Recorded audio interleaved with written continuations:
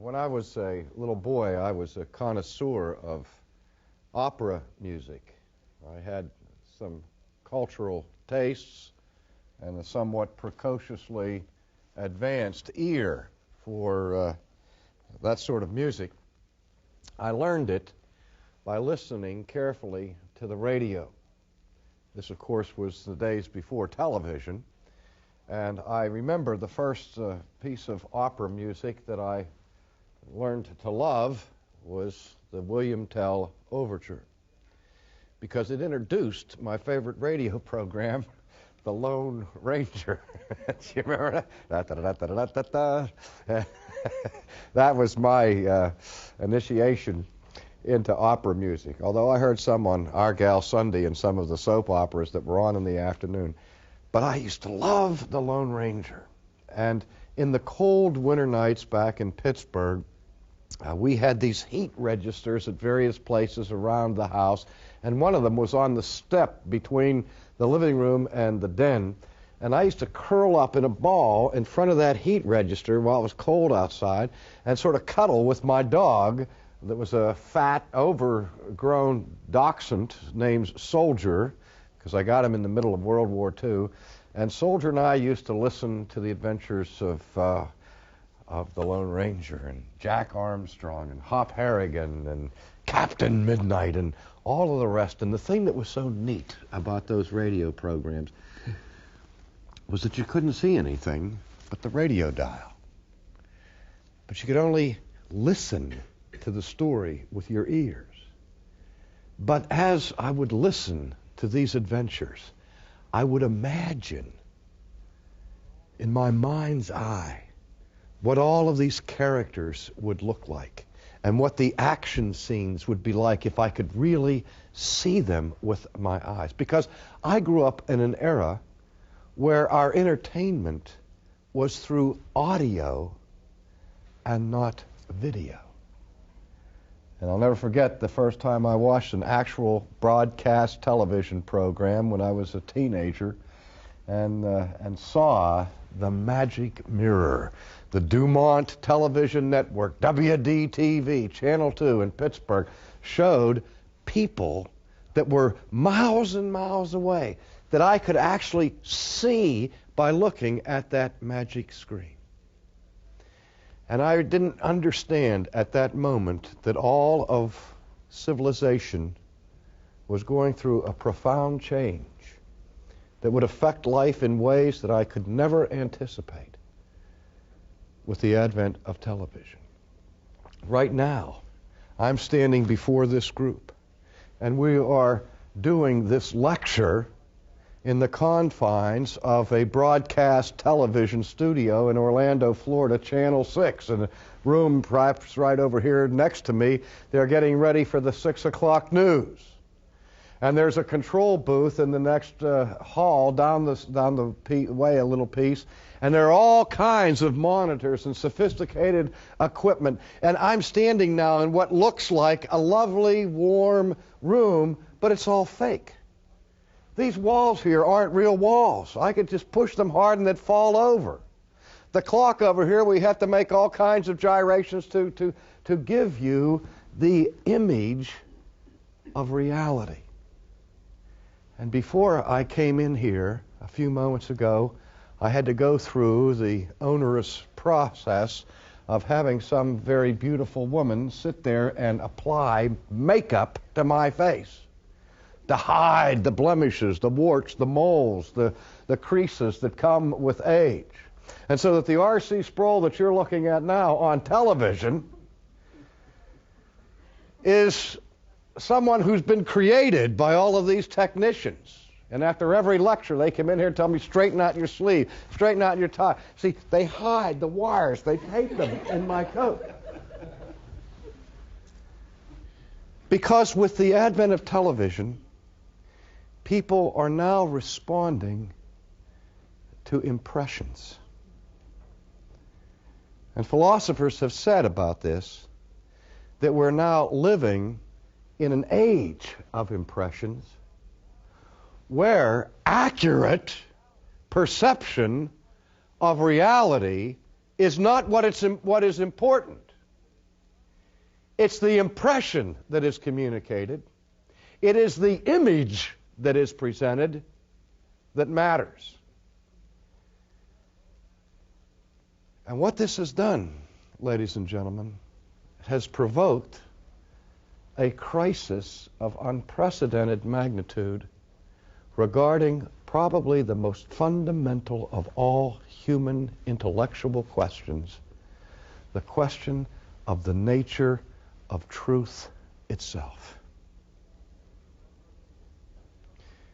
We remember the book that shook the academic world by Alan Bloom, called The Closing of the American Mind.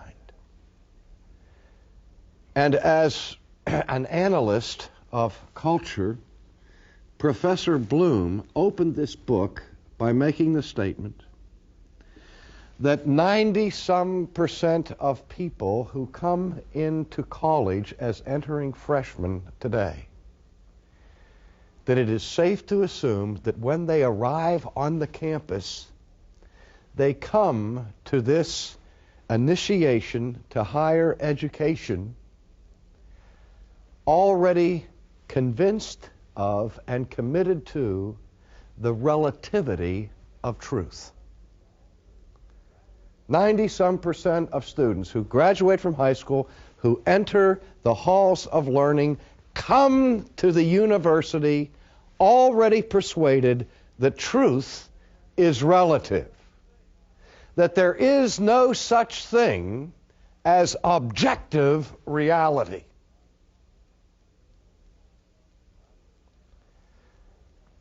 Now, I would have hoped that Dr. Bloom would have gone on from there to say, but the task of higher education, critical thinking, equipping students with the tools of analysis, philosophical inquiry, scientific investigation, would have opened their minds and directed them apart from this relativism, which makes science ultimately impossible, which makes truth ultimately meaningless, that the tools of higher education would deliver these poor misguided freshmen from this naive assumption of relativism.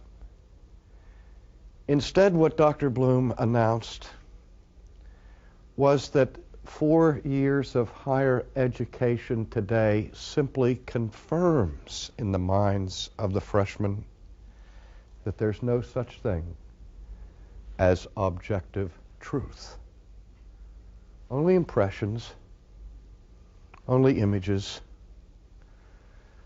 only preferences. No objective reality.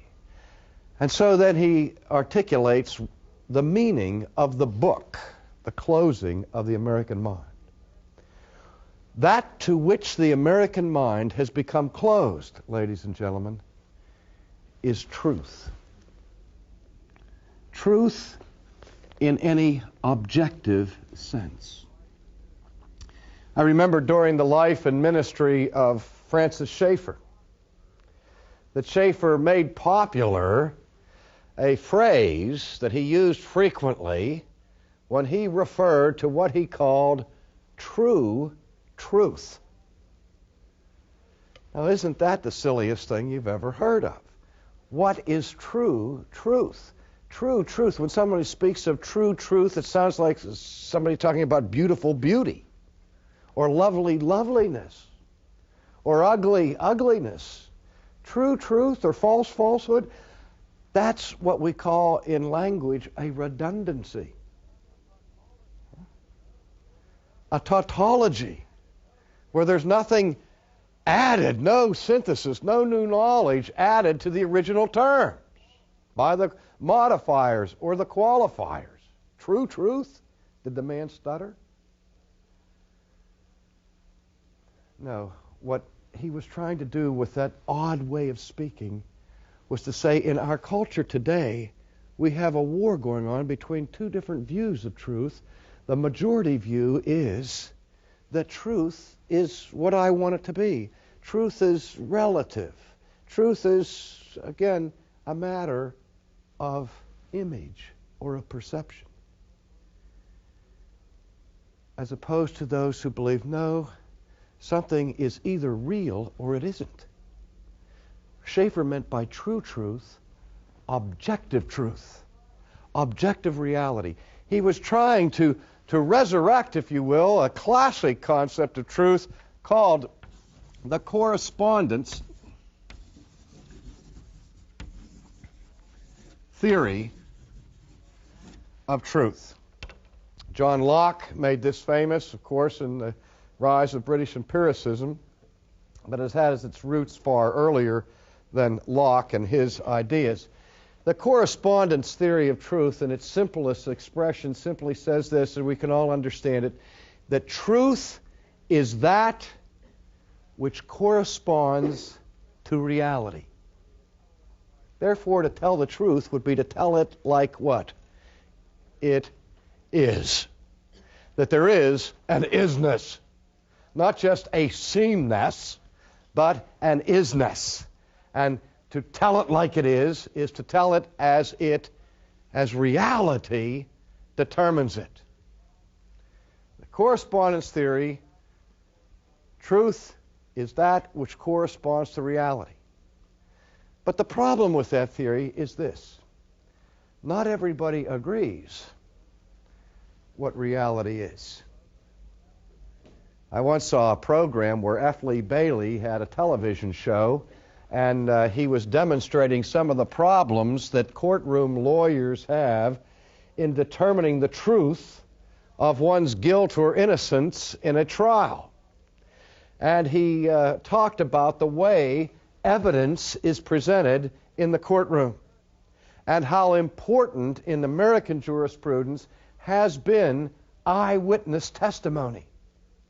And F. Lee Bailey was standing in the middle of a stage giving a lecture about the value of eyewitness testimony when in the midst of his lecture, some guy ran across the stage, interrupted his speech, yelled at him, flailed his arms, and then ran off the stage as suddenly as he had come on the stage.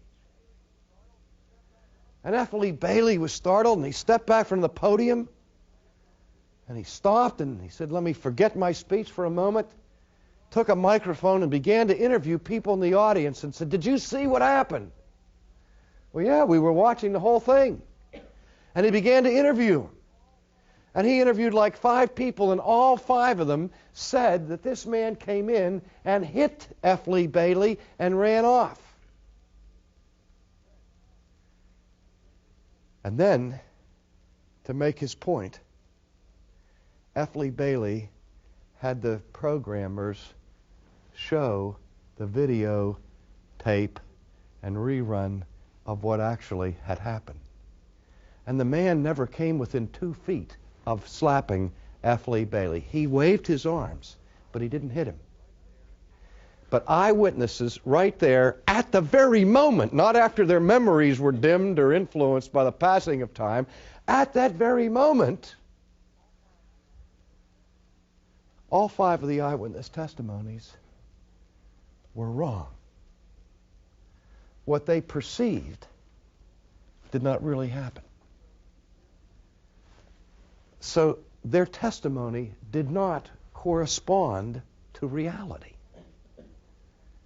And so the crisis of the correspondence theory became, truth is that which corresponds to reality as perceived by whom? From your viewpoint? From your viewpoint? From your viewpoint? We don't always have the same perspective. We don't always look at things from the same angle.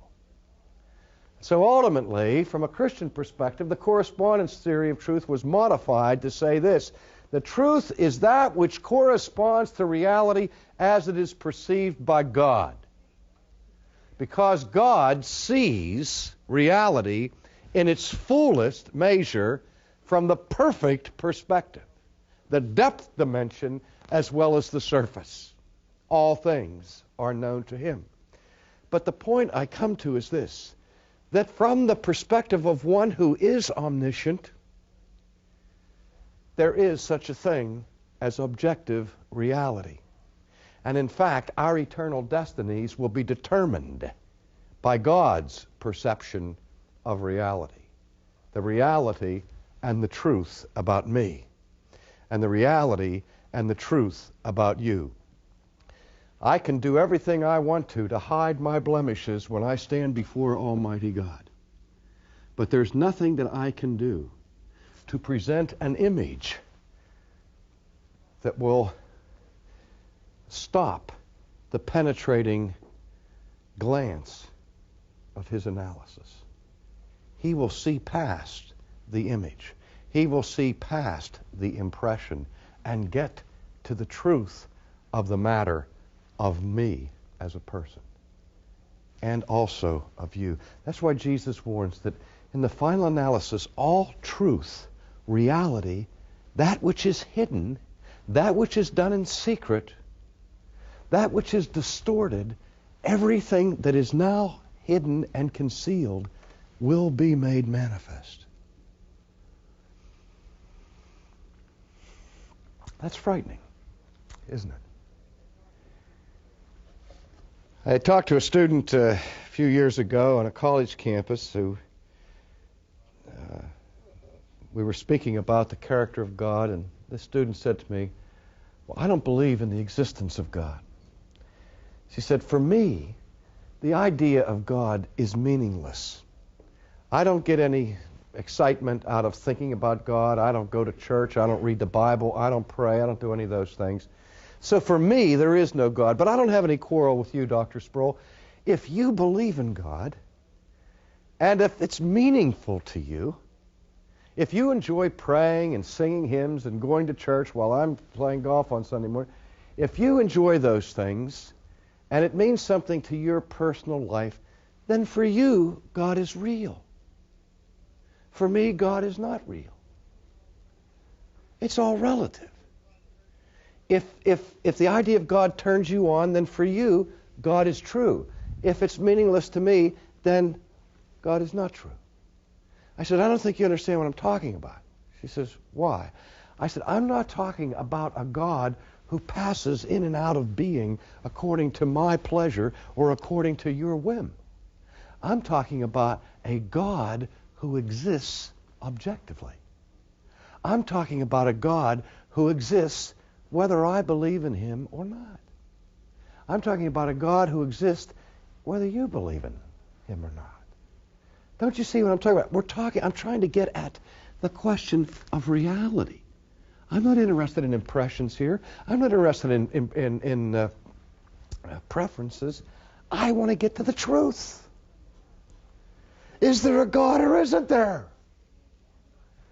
God cannot be and not be at the same time and at the same relationship. I said, I'm talking about a God who, if he exists, and you don't believe that he exists, and you don't pray to him, and you don't read the Bible, and you're not interested at all, I'm talking about a God that if he exists, all of your unbelief and all of your disinterest in the matter does not have the power to destroy him. And in like manner, I'm talking about a God who, if he does not exist, I can pray until I'm blue in the face, I can sing hymns until I'm exhausted, I can preach sermons every Sunday for the rest of my life, and none of those things has the power to conjure such a being up if the one does not exist. I'm talking about truth, not preference. I'm talking about reality. Now, does that sound strange to you?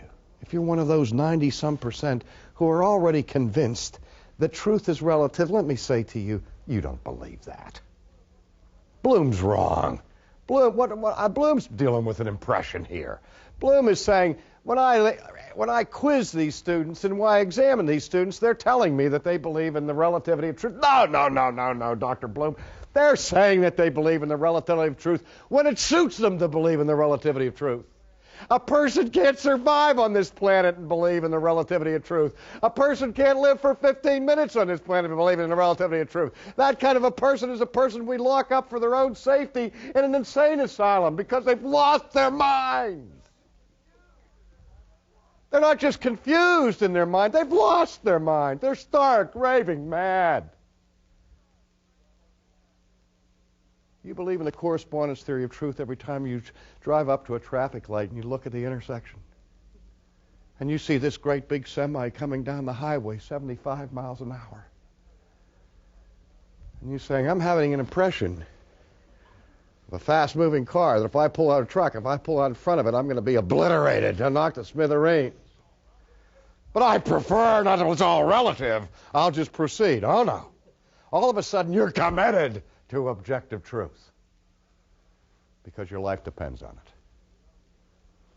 No. We only embrace relativism when objective truth is a threat to us. And there's no objective truth more threatening to us than the truth of the holiness of God. Because if that truth is real, we are in trouble, deep trouble, and we know that. I think one of the most important and fascinating discussions of truth ever happened took place in a trial, in a courtroom, where the question of truth was the order of the day, where a Jewish rabbi was on trial for his life before a Roman provincial governor. And this Jewish rabbi had been teaching concepts, truths, as it were, that some people didn't like. And they accused this man of teaching things that were seditious and could ultimately be destructive to the Roman Empire itself. And so this teacher was arrested and placed on trial for his life, and the record of that is found in the Gospel according to St. John.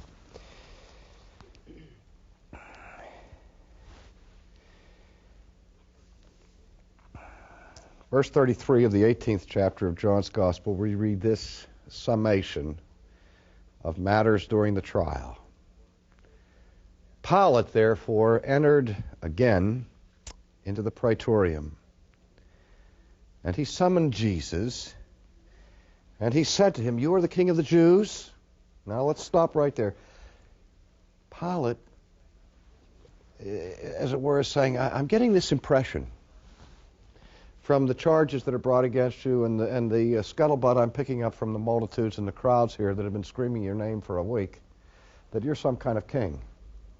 You're some kind of monarch. You know how we Romans who are occupying this land take a dim view of you self-appointed kings here. He said, there's no ruler over you, you understand, except Caesar. Are you the king of the Jews? It's a question. Jesus is Jewish. He knew from the time he was a child that Jewish people answer questions with questions. And so he answered, are you saying this on your own initiative, or did others tell you about me? Is it to say, Jesus said, who wants to know? Is this an honest question you're asking me?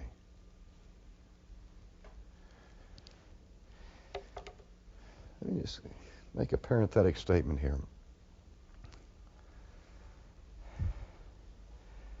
Ladies and gentlemen, all of us succumb from time to time to asking insincere questions as a tactic of evasion, of avoiding a penetrating question that makes us uncomfortable. I remember once being engaged in a discussion with a man on matters of theology and philosophy. And he said, you know, I would like to be a Christian, he said, but I really have some honest questions that I need to have answered, and can you help me? And I said, well, that's my job. I teach apologetics. That's part of my vocation, is to try to give intelligible answers to people that are genuinely puzzled by things. I said, see if I can help you. And he asked me a question, and I answered it, and I said, are you satisfied with that answer? And he said, yes, I am. He said, but I have another question. And he asked me the next question, and he was satisfied with the answer to that one, and then another one, and another one. And after about 40 questions, I said, hold it. I said, I'll continue to try to answer your questions if you want to, but now I'm beginning to get the sense that you're not really honest. I think you are trying to find a way to escape the claim of God on your life. Now, if your questions are serious, I will try to engage a discussion with you seriously. But I have to be upfront with you. I have to be honest with you. I don't trust you right now. And the guy broke down right in front of me and admitted that that's exactly what he was doing. I've done that. Haven't you done that? You just keep asking questions forever when they've lost their sincerity. Pilate answered, I'm not a Jew, am I? It's your own nation, the chief priests, that delivered you up to me. What have you done? Jesus ignores that question and goes back to the original question, this question about kingship, and he said to him, my kingdom is not of this world. If my kingdom were of this world, then my servants would be fighting, that I might not be delivered up to the Jews. But as it is, my kingdom is not of this realm. Boy, what a provocative thing to say to the emissary of the Roman emperor. Hey, governor, it's like Jesus says to him, my kingdom's not of this world. And boy, are you lucky. Because if it were of this world, it'd be the end of you, Jack, and the end of the Roman Empire, because I got enough strength in my kingdom that's of another world. I could call on angels, I could call on the heavenly hosts, and you guys would be history in no time. Can you imagine a prisoner standing there in chains talking like that to the power of Rome, of imperial Rome? But Jesus obviously doesn't say that in an arrogant fashion. He's speaking the truth. The unvarnished truth. He said, my kingdom, he acknowledges that he has a kingdom. But he said, take it easy, Pilate. My kingdom's not like ordinary kingdoms. My kingdom's not involved with the political machinations and the Machiavellian power plays and the coup d'etats that are such a normal part of the politics of this world. No. My kingdom's not like that. If my kingdom were like that, I'd take over. My servants would have been fighting, and I wouldn't even have been delivered up to the Jews, let alone to you. So Pilate picks up on this and says back to Jesus, so you are a king. You haven't established where this kingdom is. It's not of this world. It's not of Palestine. Maybe it's east of the sun and west of the moon. But at least I can understand what you're saying, Jesus. You're saying that you're a king. Huh? Don't try to trick me. You may say that it's a different world, but you've just admitted to being a king. So you are a king. Jesus answered, you say correctly that I am a king. Do you hear what Jesus is saying? Did you hear what Jesus is saying?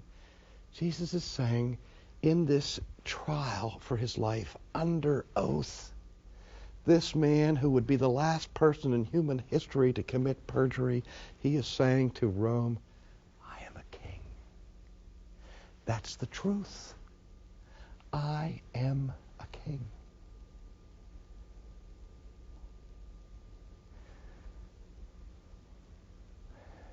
That's the watershed truth of human history, ladies and gentlemen. That is the reality upon which the entire Christian faith is established.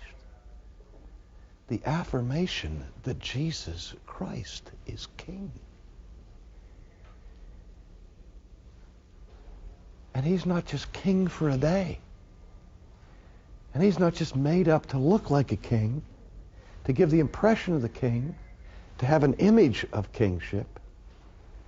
He's not just a king that reigns in people's hearts. He's not a king simply for those who prefer to believe that he is a king. He is the king, the cosmic king, the king of the universe, the king of the kingdom.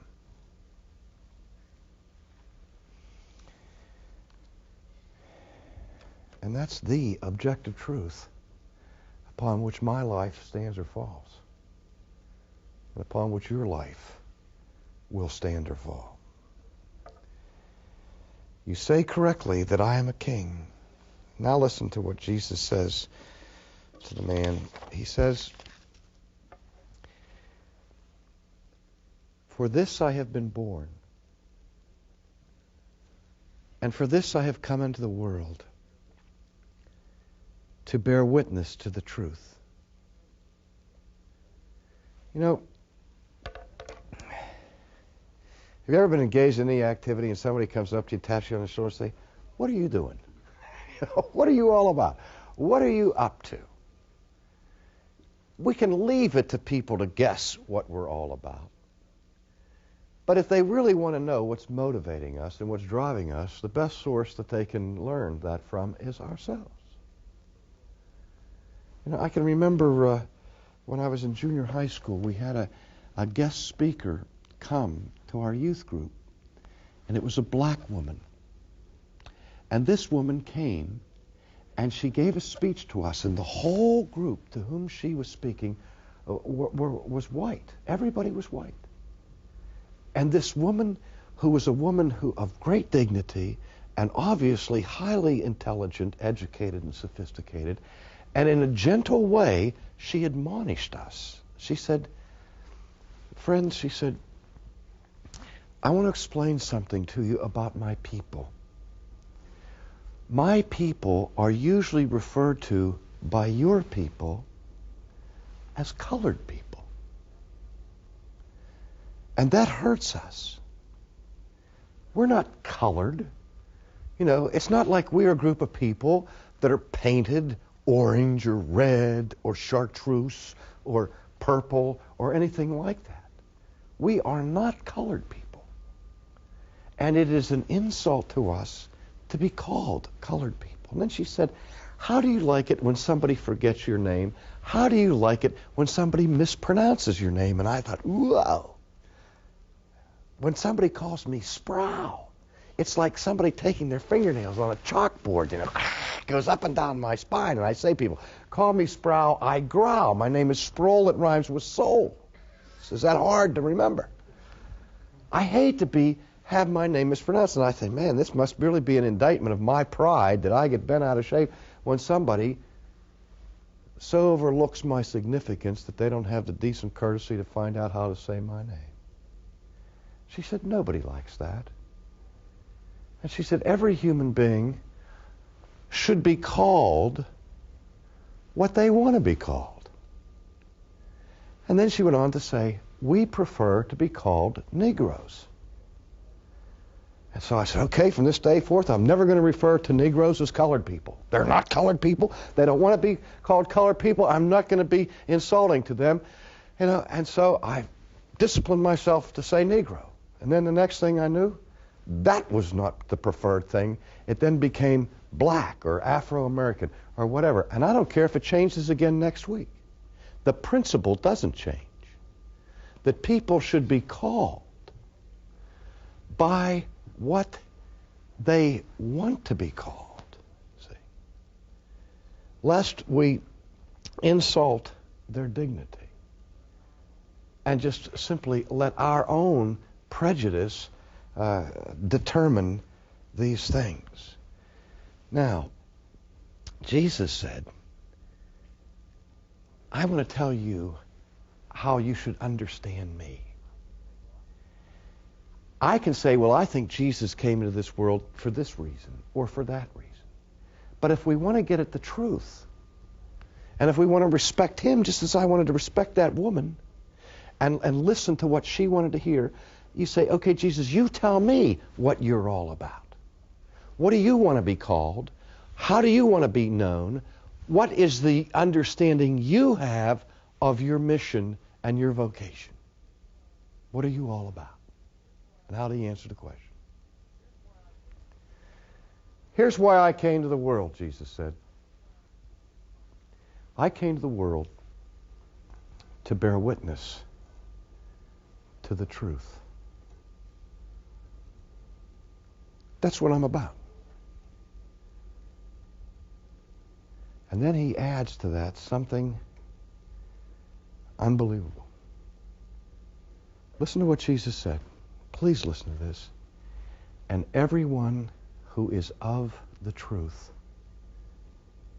hears my voice. If you don't believe in Jesus, if you don't follow Jesus, then according to Jesus, you are not of the truth.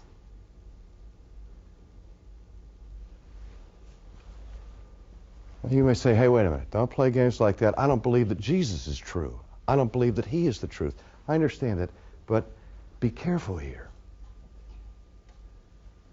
Jesus has the evidence of history on his side in terms of his truthfulness more than any mortal that has ever walked this planet.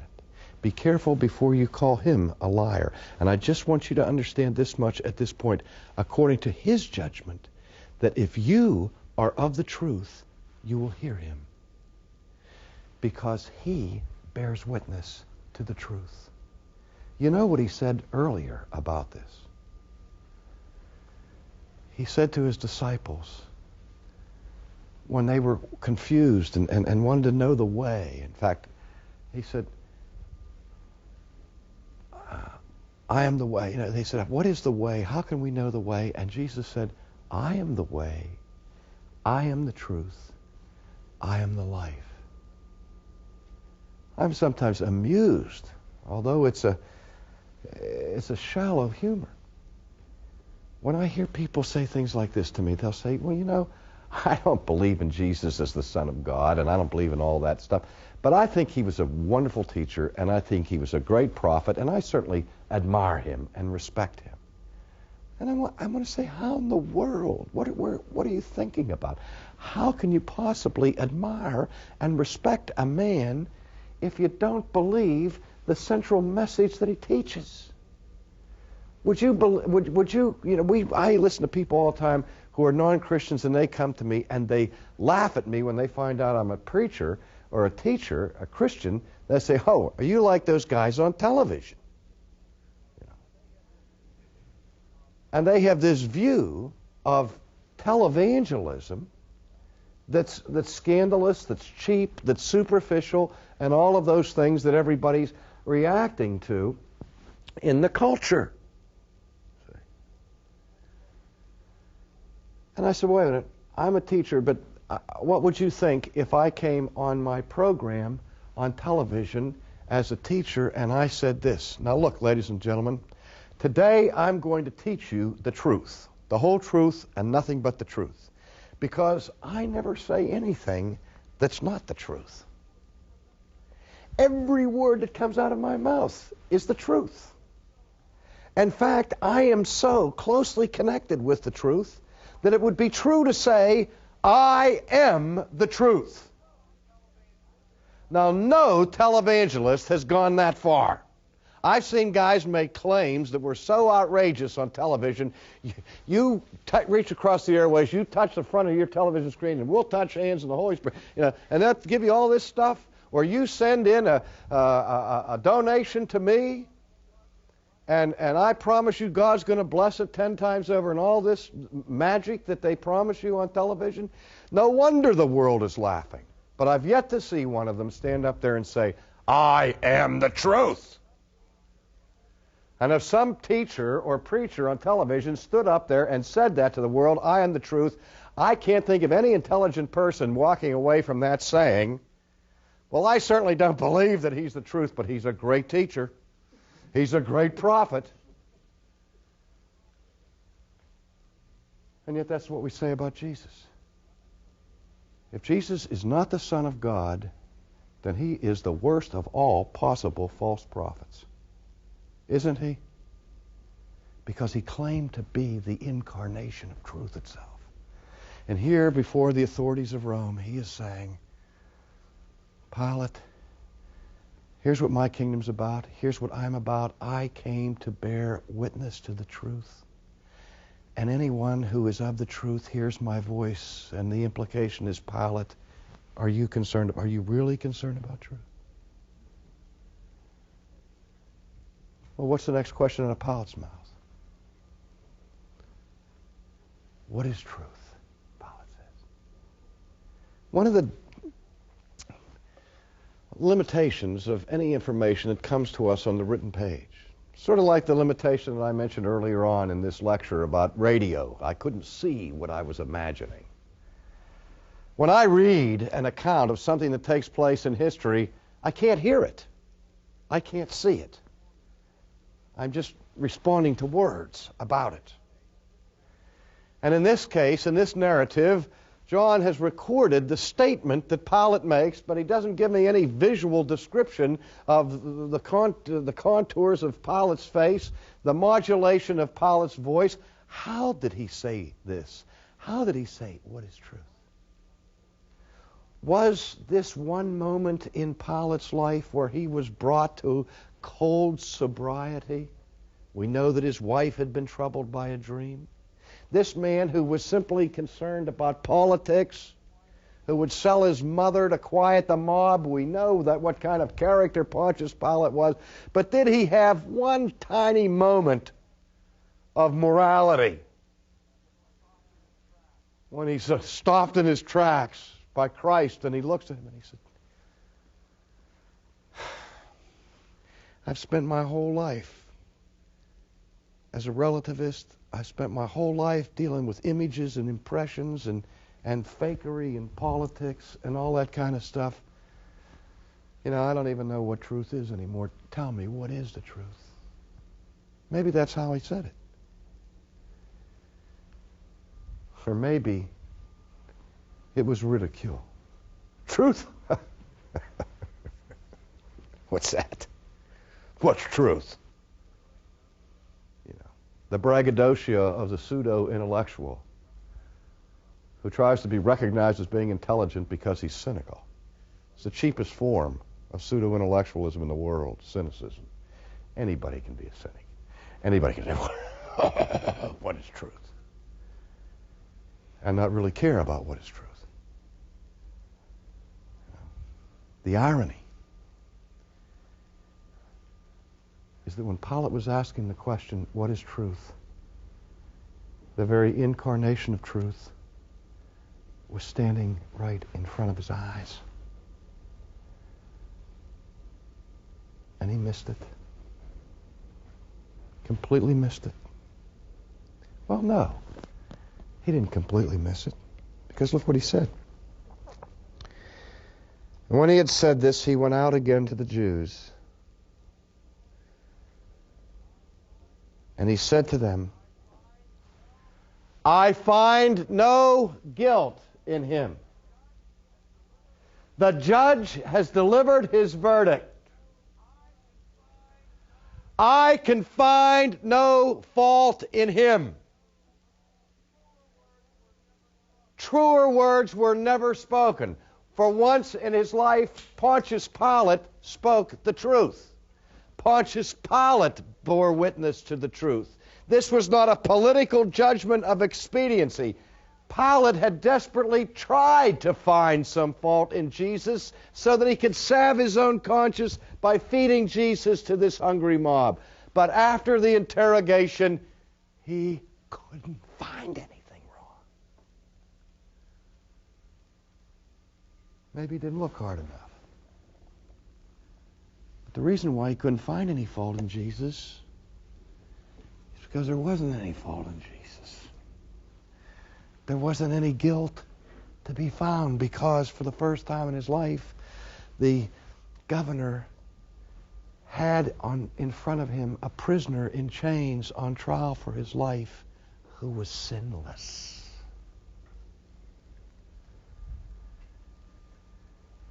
I find no guilt in him. One of the most powerful statements of truth Pontius Pilate ever made was the words that he allegedly said in Latin, Ecce homo, behold the man. Behold the man. See? He was saying more than he intended to say. Because the ultimate meaning of that statement is that here is true man. Here is real humanity. Truth as perceived by God himself. I find no fault in him. And Pilate therefore took Jesus and scourged him. How's that for a just judge? I find no fault in him, but I'll whip him, I'll beat him, I'll punish him, I'll kill him. Because the crowd didn't care about the truth. And Pilate wanted to make the right impression on the crowd. Ladies and gentlemen, most people live their whole lives without spending 5 minutes in sincere pursuit of truth. And if I can plead with any human being I ever meet, I would plead with them for that one thing, that they would just stop for 5 minutes and just lay aside the impressions, lay aside the images, lay aside the preferences, and ask that question honestly: what is the truth? What's the truth about you? What is the truth about you?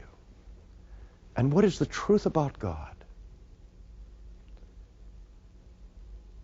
If you can handle either one of those, or both of those,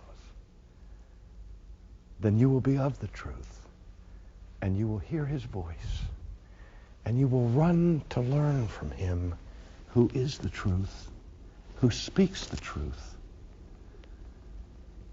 and who will redeem you.